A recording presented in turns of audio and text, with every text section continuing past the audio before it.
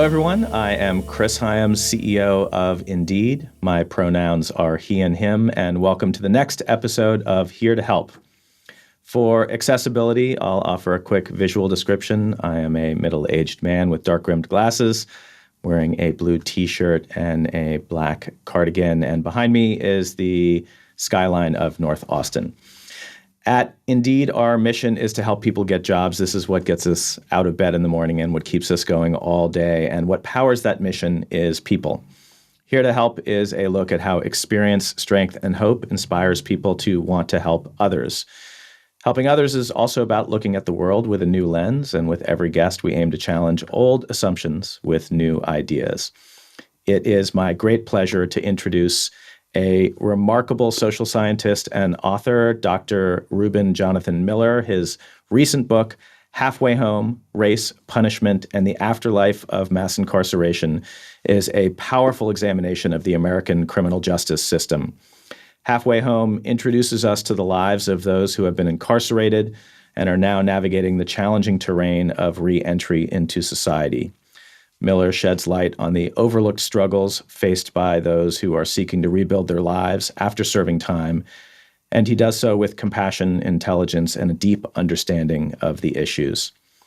Drawing on his own experiences as a researcher and advocate for criminal justice reform, Miller brings a unique perspective to the conversation about the complexities of incarceration and reentry, and as you'll hear, he has a personal connection to these issues, as do so many other Americans.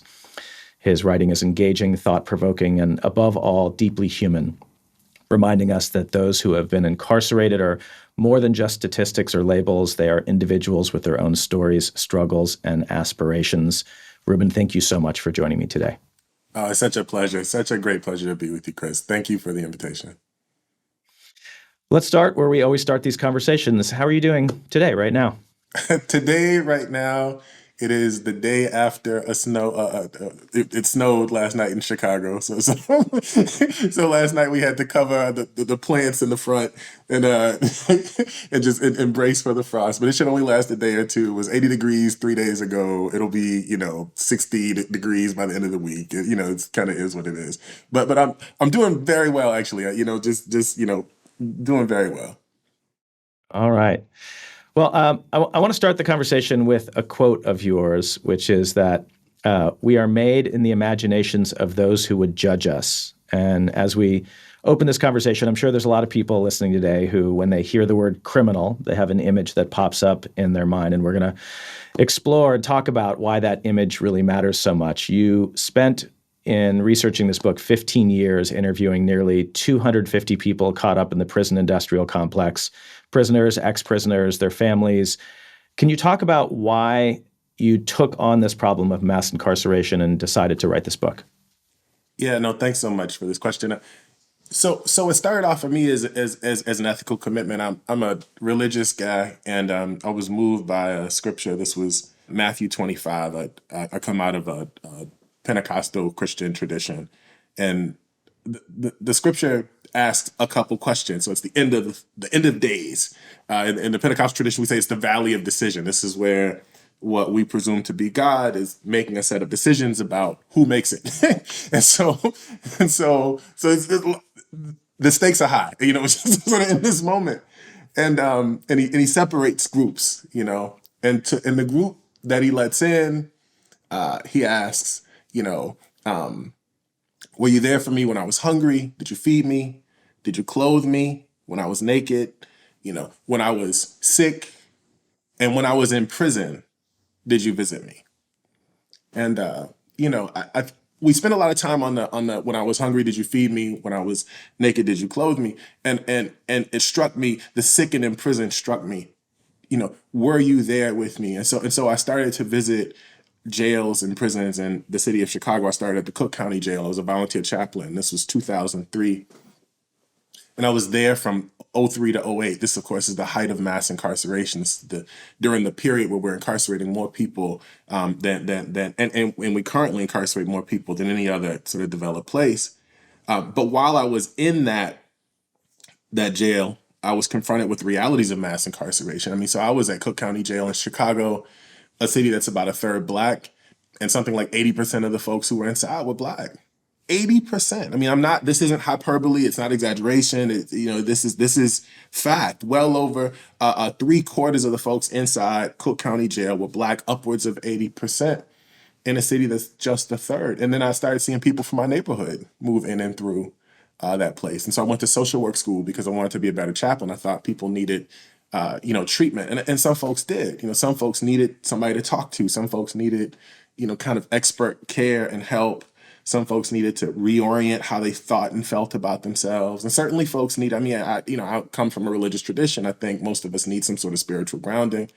So certainly those things were real, but it was no more real for them than it was for me or anybody else that I ran into. I mean, their grandmothers drug them to church just like mine did, right? Their people had knew all the things that I knew. They had the experiences I had. And then, so I went to do a PhD in sociology because I needed to understand the contours of the thing. Why does it look like this? Why does it feel like this inside of it? Why is it shaped like this? How do we get to a place where it's so racially disparate, where everybody in that place is so desperately poor, where there's so much misery? And while I was doing the research that became this book, my brother got locked away. And so I decided to write about what it meant to do that work. But I was also at that time following families who were caring for their loved ones who were returning home, and of course following people who I met through my research. And so that's the birth of the book.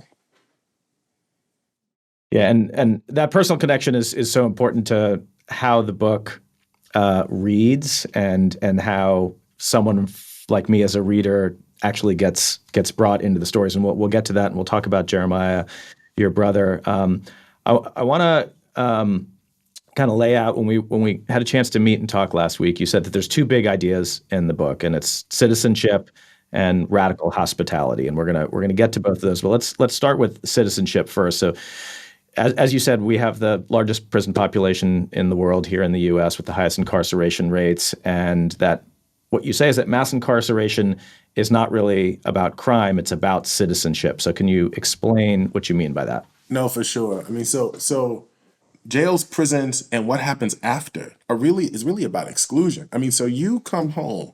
So let's say you do your time. You one thing we have in common in this country. I mean, so we have the largest prison system in the world, and the prison is racially disparate. I mean, Black folks are 5 times more likely to be incarcerated than whites. They do more time, 10% longer sentences on average in the state system, 20% longer in the federal system.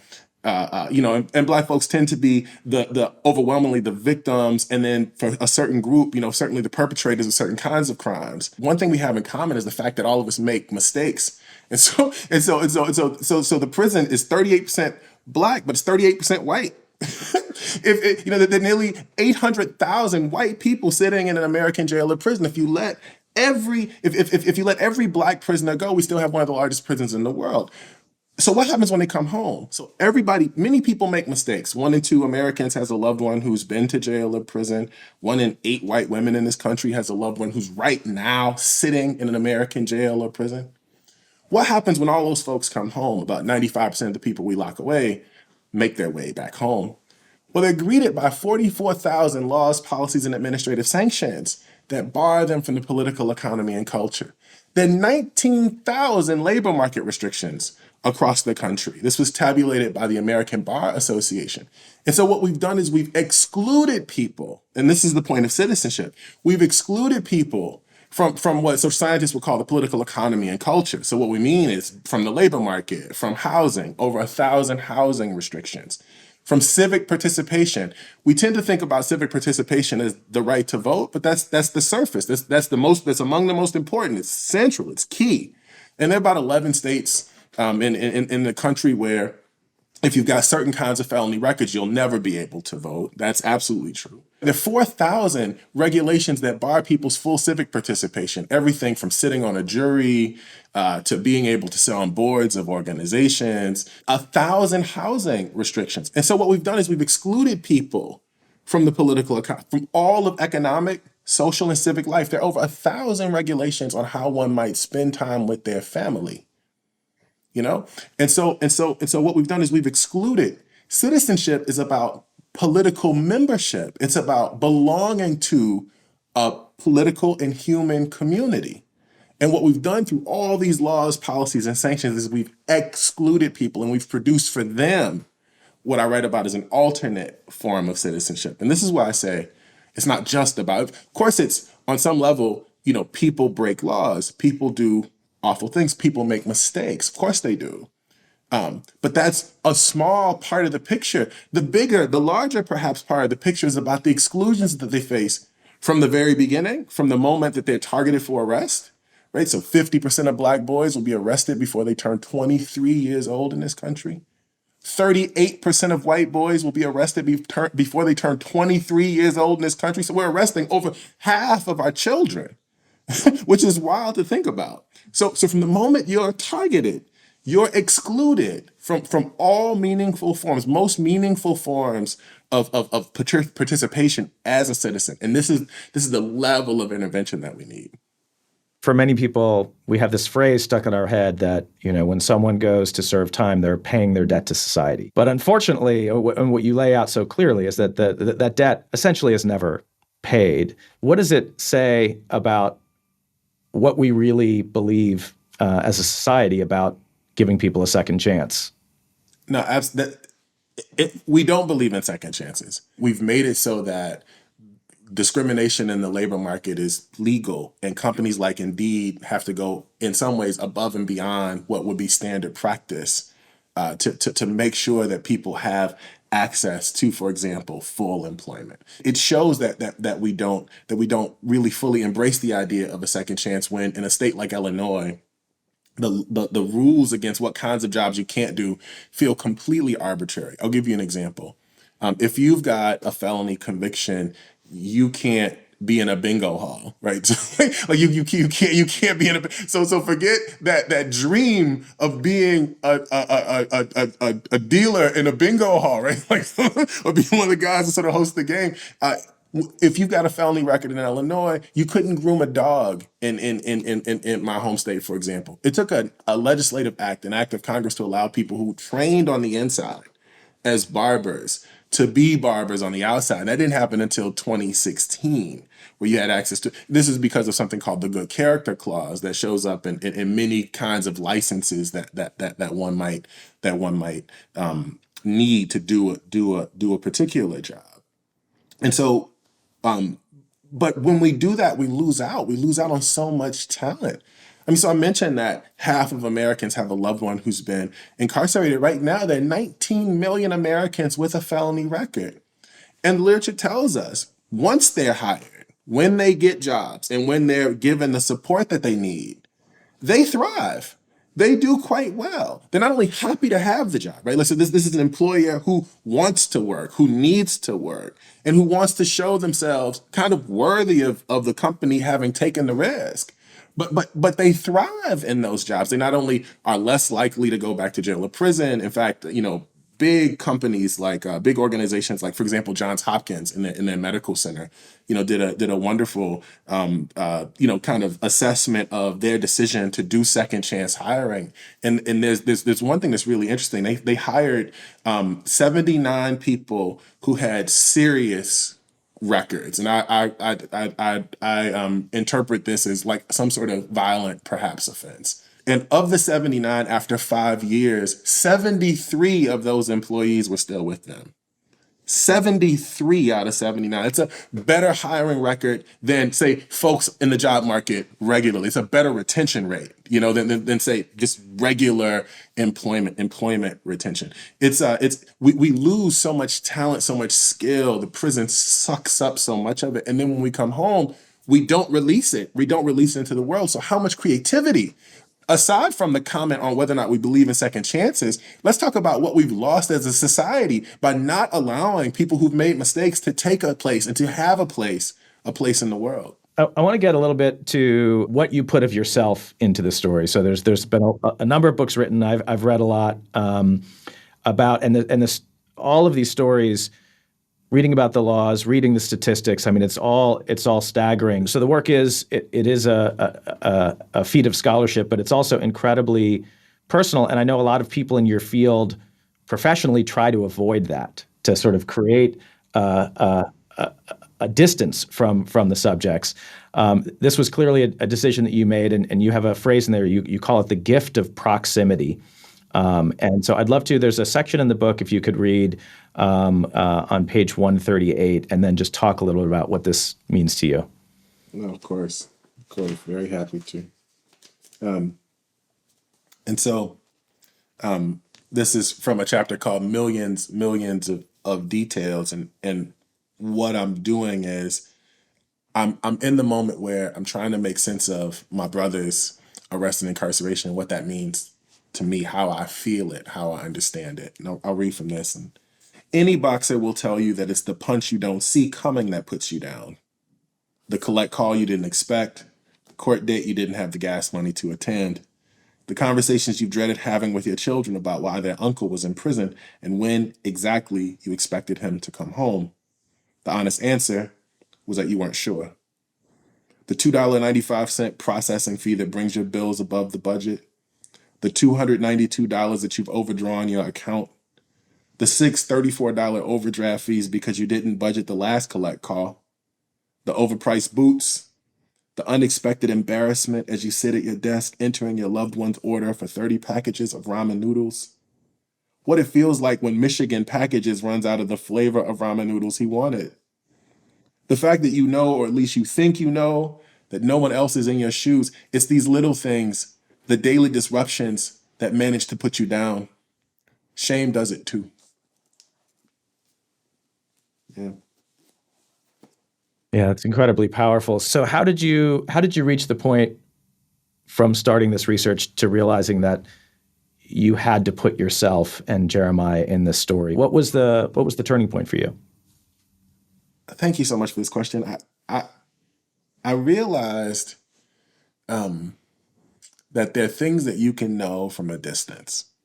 What I found was that there were so many things that I could not know if I distanced myself from the people who I followed. There were so many things that I knew in my body, that I knew personally, that I understood in a deep, emotional, and visceral way because I'm deeply connected to the question. I'll give you an example. I visited my brother who I call Jeremiah in the book, and the things that I know about Jeremiah that my whole family knows about Jeremiah. For example, Jeremiah's a great cook. He's a really good cook. He's a little bit of a foodie, you know. He's discriminating just a bit, you know, and you know, we call him the grill master. You know, he cooks all the meat in the freezer. He's gonna grill it all and eat it, you know, just sort of in that session. And he's gonna eat all the Oreos. Just don't make a run to the big chain. Don't go to Costco. Forget it. Like it's gonna be a wrap. Whatever you were looking forward to that night, he's gonna have consumed. But anyway, here is this foodie who's a little bit discriminating, who eats only the best things in your house. This includes the best liquor, by the way. Like so he's gonna drink the finest liquor you have, right? Like includes the best liquor. He's gonna leave the trash in the trash, right? He's gonna consume only the best. And I visited him one day in when he was in the Michigan penitentiary, and I watched in horror as he demolished a soybean hamburger as if it was some delicacy, you know? And my visceral disappointment with how he responded to the prison's food, what he learned to value, what he learned to see as a treat, knowing who he was, the way that felt in my body was something I hadn't read about in the literature because people either didn't know or didn't care to share. And it was from that place, that feeling, that disappointment, and also what it felt like, not just the observation of it, but what it felt like to watch him stand up and be marched back to his cell in chains at the end of our visit. And from that place of feeling it, that place of emotion, I realized that there was something going on here about how the inside was ordered and about my own hopes and dreams on the outside for him and what it meant to weather all of this. And it was from that place that I was able to connect with other family members who were experiencing something similar. I'd ask them, you know, hey, can we talk about the food? You know, can we have a conversation about what it's like? What was the visiting? So there was a place that was able to make a connection from. And again, this was something that wasn't covered in the literature. It's not because it's impossible to observe it on the outside. It's just that when you distance yourself, when you distance yourself from things that are important to you, this includes your passion in my mind, your politics, like my sense of ethics, my sense of justice. When I distance myself from it, those questions aren't apparent. But when I allow myself to get close to it, it allowed me to ask new questions. It's not the only way to do good work. I think 1,000 flowers bloom together. But I do think that, I was able to find something that other people didn't. What's so interesting about what you just said is that I had been thinking in reading the book that the decision that you made was because me as a reader will connect to your work in a different way. But the fact that your own story opens you up to tell these other stories in a different way is really extraordinary. And so in the book, as you said, there's two big ideas. There's this idea of citizenship and then this idea of radical hospitality. And what you talk about, actually, the radical politics of hospitality. And I recommend everyone go and read the book. It's extraordinary. But you also have a TED Talk on this topic.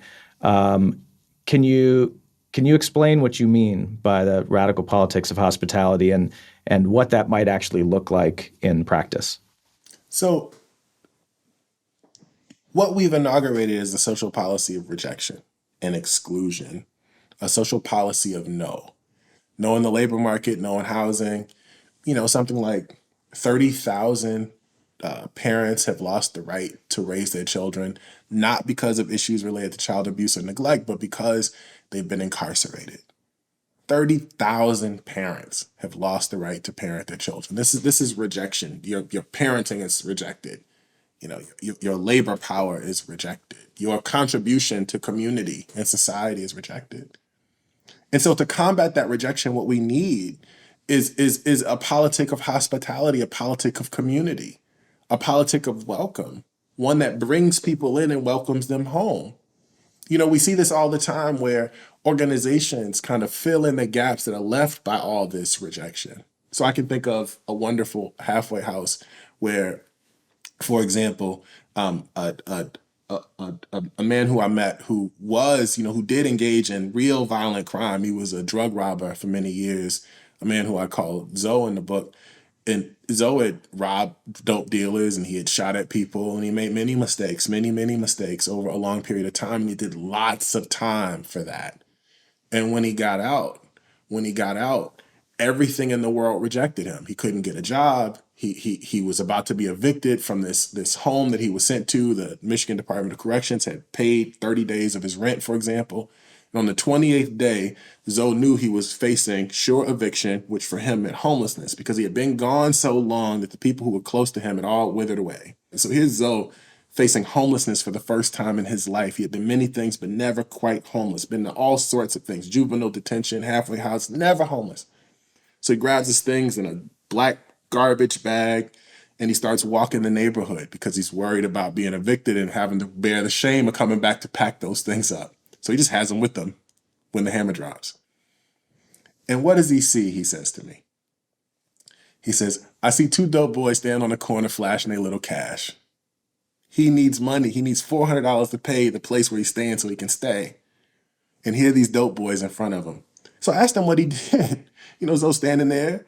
He's hankering to rob these boys. He knew how to do it. He went to prison because he was a drug robber. And he said, I cried, man. I stood in that corner and I cried. And he got up and he got on the bus.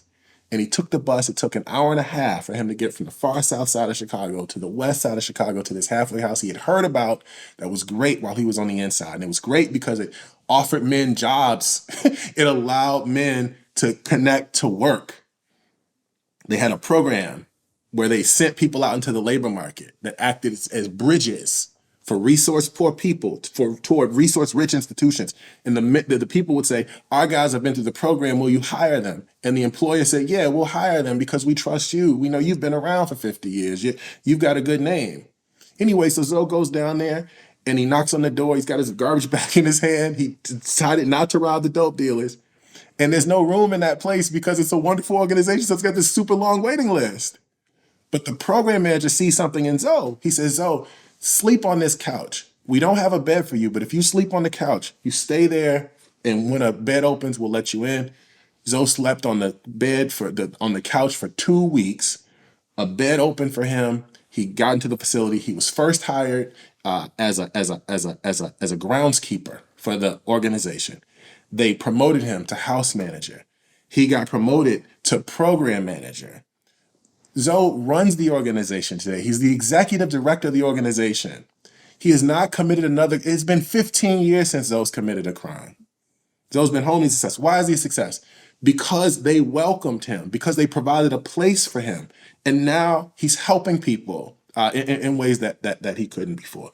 This is Zoe's story, but this is the story of 1 million people. By the way, this kind of inclusion, this politic of hospitality, this making a place for you despite what you've done, taking the risk, it not only worked for Zoe, it worked. This is the recipe for every violence prevention organization in the country that shows any real effects. It's making a place in the world for people we've learned to be afraid of. So at Indeed, as I said, our mission is to help people get jobs. This is what we think about all day long. And it's so clear the impact that a job can have in a person's life in general. But in a case like this, it can be a life or death thing, and certainly an inside or outside type situation. So you talk about pushing the labor market to prepare for people with criminal records. And as you said, but there are 19,000 restrictions just around labor. So I wish we had another hour just for this topic, but what can we do? What are some practical things that employers can do? Not wait for legislation or things. What can we do to help people in this situation to get jobs? Absolutely. What organizations of all kinds do, in my estimation, is they fill in the gaps that are left behind by the social policy of rejection. And so some very practical ways to do that. I mean, there are examples in the world right now. So what Johns Hopkins did, for example, and to great results, to know, so they hired many people who had felony records. The first thing they did was they didn't ask about the criminal record until after the person had already had already been basically accepted for the job. It was a part of the last hurdle. And the second thing they did was they made sure that the exclusion for the record, that the record itself, the exclusion wasn't a broad-based exclusion, but the record was directly related to the job that they would be engaged in. And so, if you've gone to prison perhaps for, embezzlement or something like that, then maybe you don't need to be over accounting, but that doesn't have a lot to do with, whether or not you can, manage human resources. Then maybe it doesn't have much to do with whether or not you can manage facilities so it's making sure that the job for which the person is applying for, that their criminal record isn't directly related to. And if it's not, it's allowing them that it's being a bridge and allowing people to work there. The other thing, the thing that I would really push organizations to do as they're thinking about how to embrace people in this era of second chances that I hope we engage in fully and forcefully, would be to connect with organizations that work with formerly incarcerated people. I mean, there's certainly national organizations that do this work. The literature tells us that when people who with criminal records are hired, I mentioned this, they thrive. The literature tells us that when supports are put in place and hiring happens, that things like crime, theft, like problems that one might connect to this image of the criminal, those things don't increase demonstrably. There's no significant increase. In other words, statisticians can't find a difference when they look at the behaviors of this group in relation to criminal activities and the behaviors of just everyday employees. And so it's an opportunity. It's an opportunity. It's not just a charitable move, which is wonderful, and people should do it out of the kindness of their hearts. But it's also good for the employer to pick up people with so many people with records. 19 million Americans with a felony record. That's a labor pool that's waiting to be tapped. I'm just going to give one more plug. Everyone who has not had a chance, please go to your local independent bookseller and pick up a copy of Halfway Home, Race, Punishment, and the Afterlife of Mass Incarceration. Dr. Reuben Jonathan Miller, thank you so much for joining us today, for sharing your experience, and thank you so much for the work that you do. It was a great pleasure. Thank you, Chris, again. This is wonderful. Thank you.